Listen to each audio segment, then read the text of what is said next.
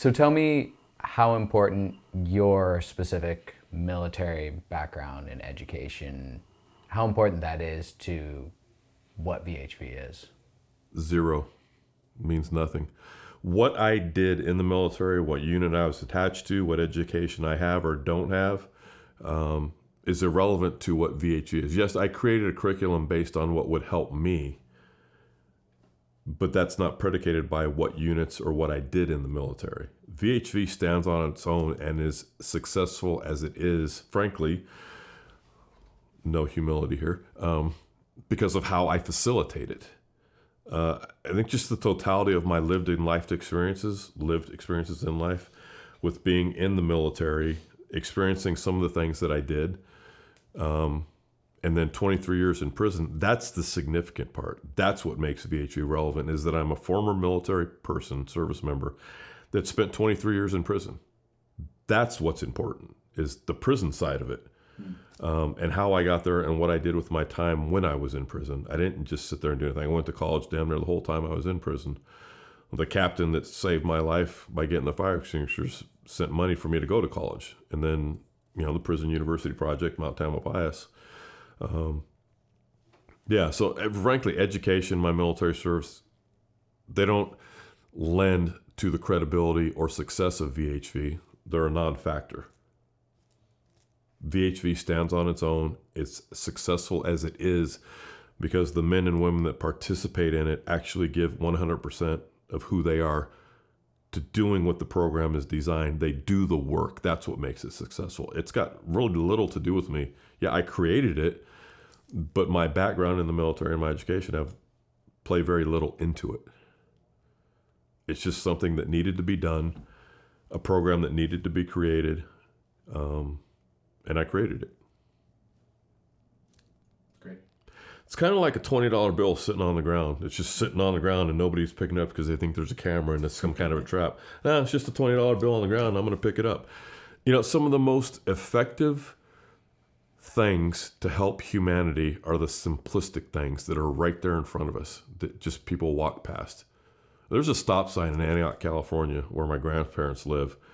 Right on the corner where we lived, our house was, and that stop sign had been there for 20 years, and I don't think I ever saw it until I got a ticket for running the stop sign. It's kind of, maybe that's the bad metaphor, I don't know. But I think some of the most productive and meaningful things that help people are the most simplistic things. And because they're so simplistic, people just ignore them. And why is simplistic the descriptor that comes to mind? Just because not everything has to be so incredibly complicated and cogged with levels of bureaucracy and bullshit.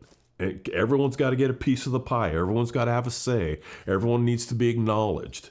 I had some people that worked for me that, thank goodness, no longer work for me. They only cared about recognition. And they couldn't stand that I have been receiving recognition by the council, by social media, by media outlets, podcasts. Well, it came at a cost that which they're jealous of. And it came by having a lived experience. I mean, if you want that, then go to prison for 23 years. Go rob a bank or something and go to prison, have a lived experience, come out and capitalize on that lived experience and turn it into something good and meaningful. Don't freaking hate because I went to prison for 23 fucking years. But there's some haters out there, man. There's people that are just very... I think a lot of people in the world and in society never achieve their full potential. And when someone is doing something, they feel a need to tear them down. And you just have to have a thick skin sometimes. You got to be careful who you surround yourself with. That's more important than anything. And I have been entirely over trusting. I gave my total trust to some people that worked for me, a couple of deputy directors.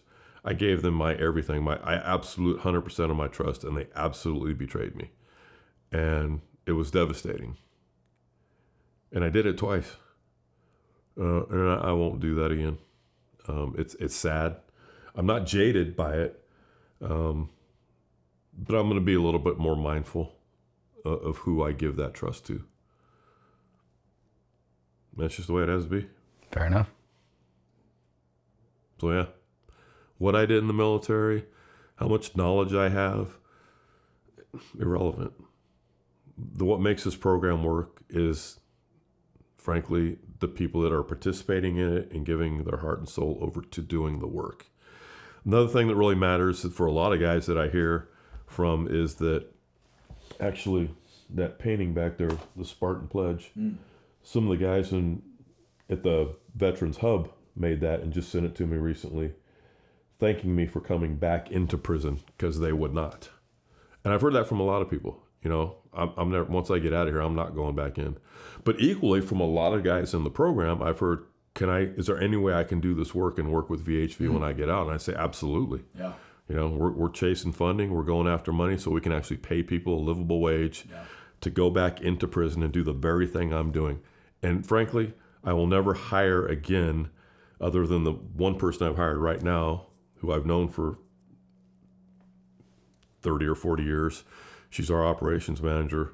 She's not a veteran, but she dated me when I was in the Marine Corps. So she knows a lot. She can speak with authority where others can't. But by and large, I will not hire non-veterans again. Yeah. Wow. Because these guys, I won't have to worry about stabbing me in the back. They see how valuable the work is. They know how valuable the work is. It saved their lives, their words, not mine. And that's what I'm interested in doing, is helping them and helping other military people not go down the justice-involved path. If I can do that, if I can serve in that way, then that's what I'll do till the day I die. And that's it. And I can't wait till we actually sit down and interview and let those people tell their story. Because it's not the Ron show, as some people like to call it. It's not about me. Yeah, it started with me, but I'm not the story anymore. Yeah. It's so much bigger than me. VHV has to exist with me not involved. And that's the direction I'm trying to take this. Yeah. So that it can live and be without me. Other people need to sit in the chair and take it to the next level. I've read a lot of books about founders of organizations called Founder Syndrome. And inevitably, there comes a point where the person that founded the organization actually gets in the way of its growth. And they have to go. Now, I don't think we're there yet. We're not there yet. I need to dance for my meal, so to speak, at times. They want to hear something in Washington. I need to go to Washington or wherever I need to go all over the country. And I will, and I do. But other people need, what gives it its strength, I think, is when other people other than me that have benefited from the program become that person that goes and speaks about how it becomes twice as more powerful when it's not me speaking about it. It's when it's someone that's benefited from it other than me. That's when it really becomes powerful. Yeah. And that's something that's unstoppable. And that's where I want to go. So don't want to do too many more of these with me. And we'll start getting other people in here in the chair and let them tell their story. I love it. I look forward to it. Yeah, me too. Heck yeah. Cool. All right.